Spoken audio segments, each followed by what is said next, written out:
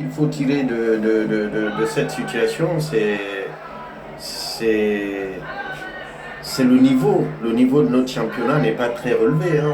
On voit que nos représentants sortent face à des représentants tchadiens, mauritaniens. Bon, le Mali, c'est une équipe c'est des équipes qui sont habituées aux compétitions africaines, mais il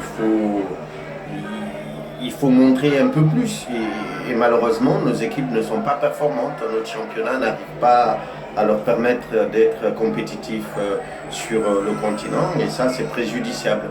Maintenant, pour les places africaines, si on fait 2, 3 saisons de la même manière, on va retomber avec 2 représentants comme les autres.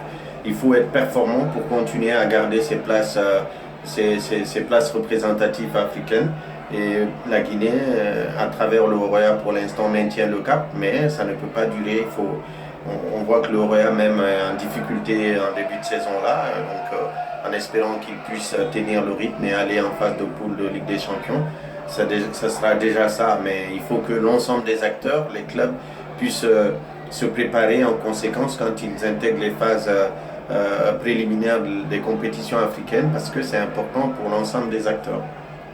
Comment vous voyez peut-être la situation de le SAC de Sigiri qui a été éliminé quand même cet tapis vert? Oui, c'est préjudiciable. Maintenant, quand vous partez avec 17 joueurs, alors que la CAF vous a donné la possibilité d'aller avec jusqu'à 28 joueurs, c'est dommage. La SAG a une entreprise minière derrière eux. Ils auraient pu avoir une vingtaine ou 22 joueurs pour se déplacer du côté de Bamako. Ils ne l'ont pas fait et le règlement est très clair là-dessus.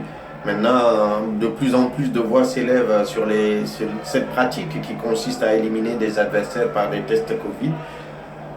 On n'a pas la certitude que c'est vrai ou si c'est faux. C'est à la Confédération africaine de prendre des mesures pour que l'on ne biaise pas l'éthique et la compétition à travers le médical. Mais s'il s'avère que le test qui a été fait quand même s'avère qu'il serait favorable à la Guinée, quelle sera la suite? Malheureusement, le règlement est clair, la décision est prise, les tirages vont se poursuivre. La SAG va devoir demander de l'expertise médicale. Est-ce que la CAF va donner suite? J'en doute. À partir du moment où il y a un représentant de la CAF sur place, il prend une décision, la CAF suit cette décision. Malheureusement, je n'ai pas envie de donner un faux espoir à la SAG. Ils ont perdu à Conakry. Ils n'avaient aucune chance du côté de Bamako. Moi, je suis un compétiteur. Je ne veux pas qu'on estime ou qu'on espère se qualifier sur tapis vert. Mais voilà, déjà le match de Conakry augurait déjà que la SAG n'avait pas la possibilité de passer ce tour.